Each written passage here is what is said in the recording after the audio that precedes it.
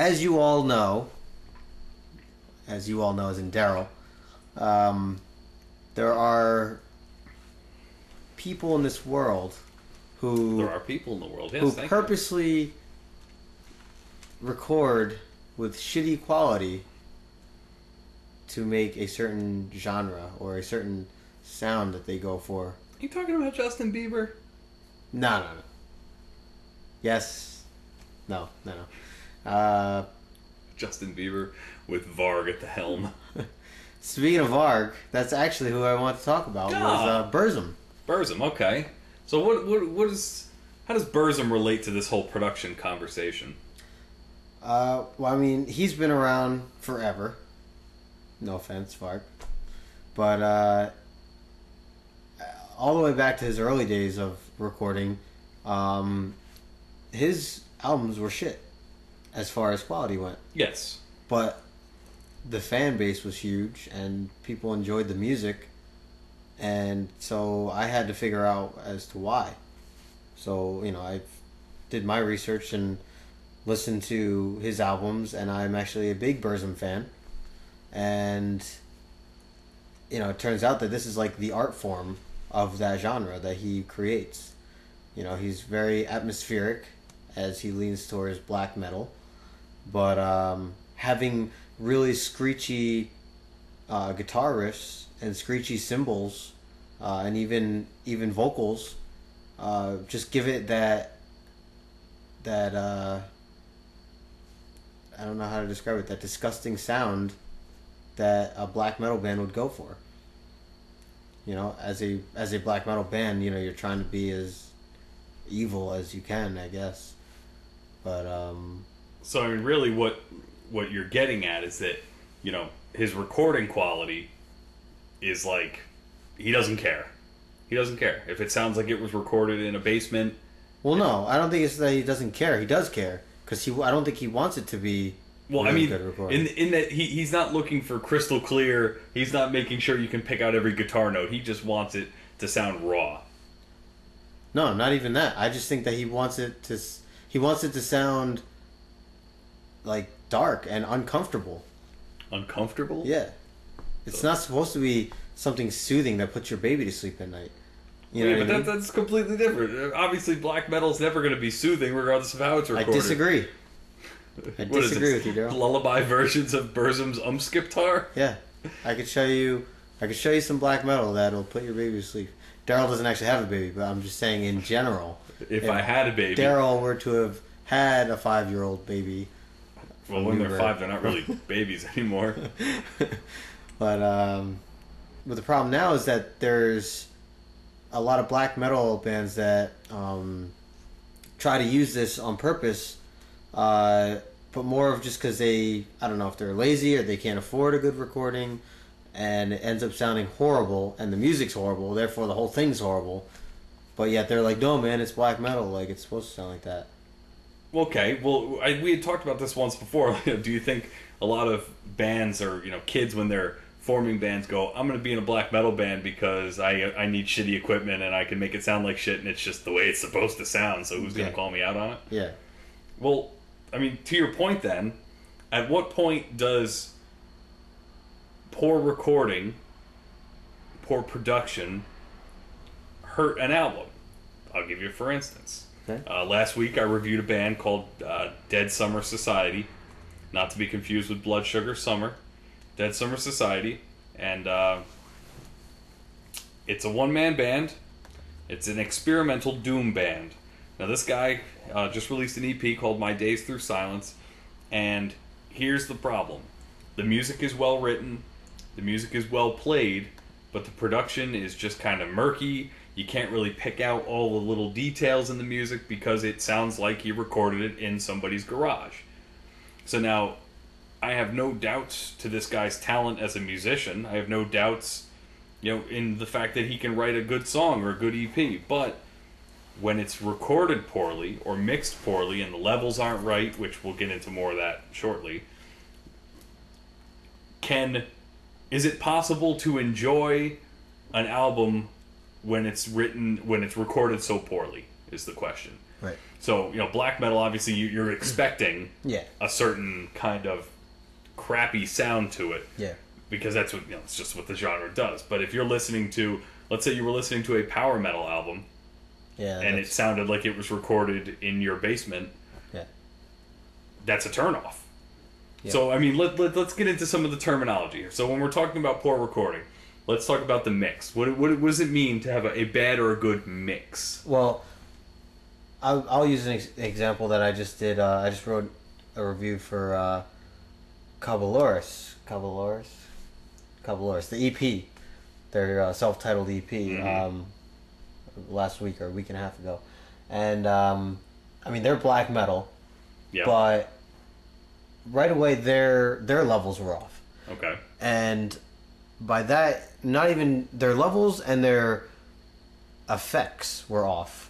As far as like their gates and their filters were.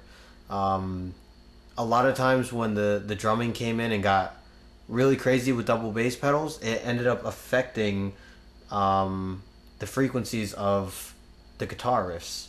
Okay. And the guitar riffs would fade in and out depending on when the kick was landing. And you could clearly hear that. And it sounded really sloppy because of that.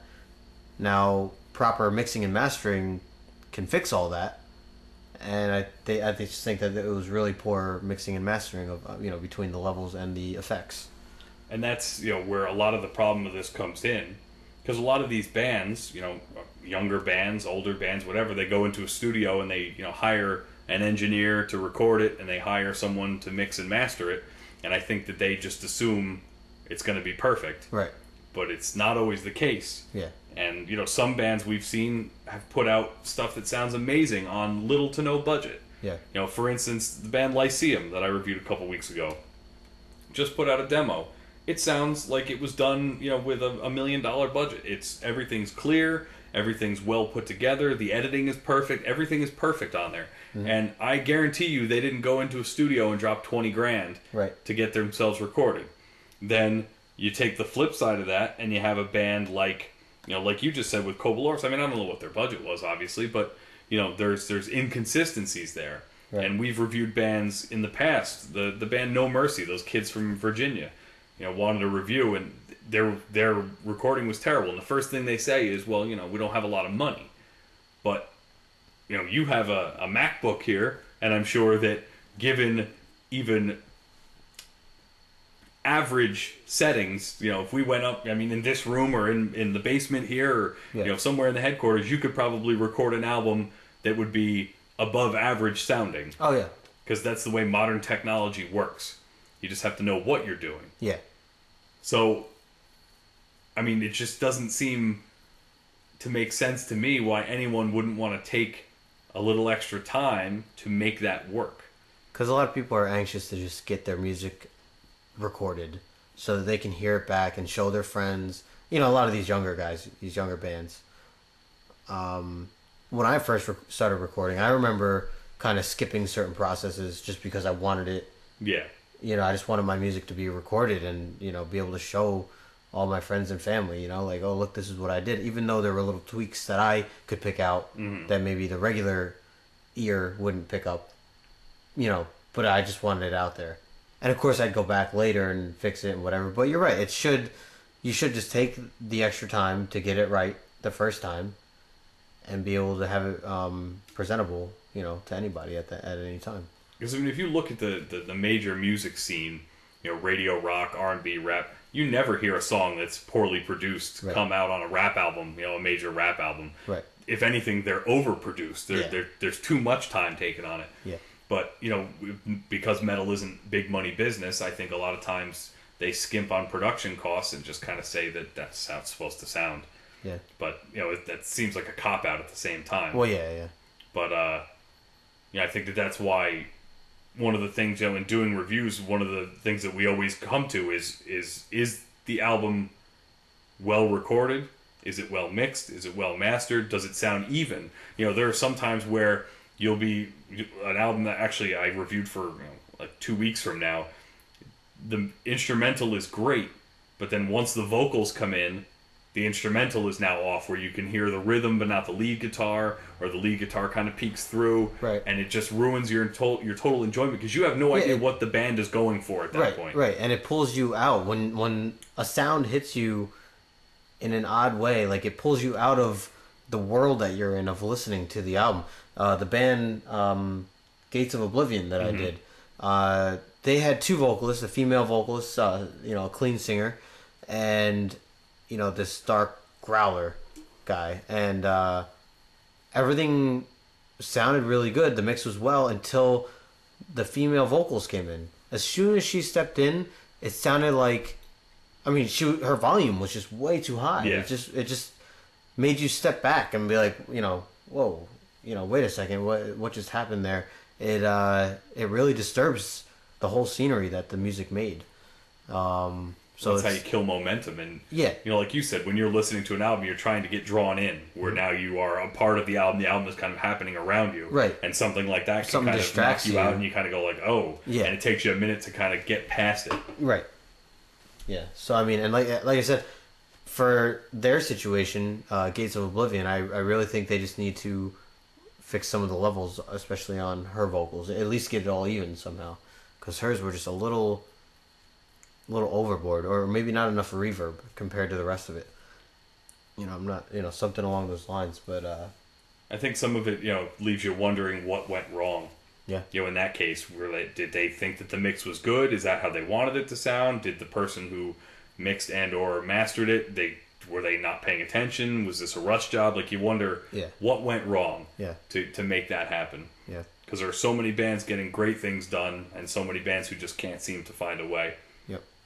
I reviewed another band this week called Sinofia, or Sinofia. I don't know how it's pronounced. They're from Serbia. And in the interview that you can see on the page right below this, the guitarist Stefan says that basically in Serbia, there are 5 studios to choose from, so you just kind of pick one and hope for the best. Yeah.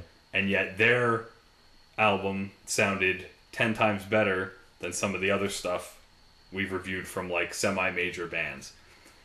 So that gives you an idea of how much care is put into it. When these bands are smaller, and how much love and attention they want to give to their album. They don't want to just bullshit it. Yeah. So, I think that that's something that people should take into consideration. Yeah. And, on that note, you don't really see a poorly produced power metal album ever. When's the last power metal album that you listened to and went like, oh, the levels are off, or oh man, the guitars are too loud, or it just doesn't seem to happen on power metal. Yeah, it's not often. But I feel like power metal, you either get it perfect or it's terrible. Yeah. But something to think about going forward for you bands. Take some time, do it right. Do it right the first time. Yeah, definitely. And if you're not going to do it right, then don't do it right at all. Which will be wrong. 2 wrongs don't make a right, but just 3 rights make a left. You just gotta get another job, get another job and just keep saving money and make it worth it. Or make friends with someone who has the equipment and let them do it for free. Yeah, or sell your body. Sell your body, on or the streets. Yep. There's always ways to make it happen. Yeah. Always ways. Sell crack rocks. Yeah. I mean, don't sell crack rocks.